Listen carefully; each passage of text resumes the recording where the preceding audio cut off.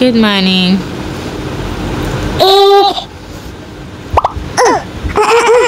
অবশ্যই তোমাকে এখন ফ্রেশ করব।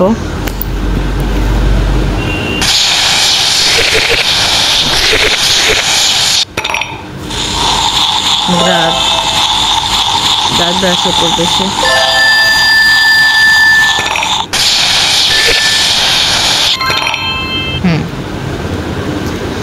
দেখি এখন সে কি করতে চায়।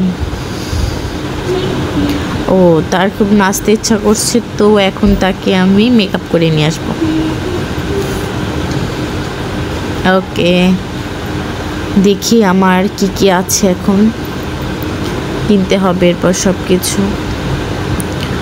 আচ্ছা, পুরোটা কালারিং করে নিলাম। ওকে ওকে, আচ্ছা ঠিক আছে। হ্যাঁ হ্যাঁ,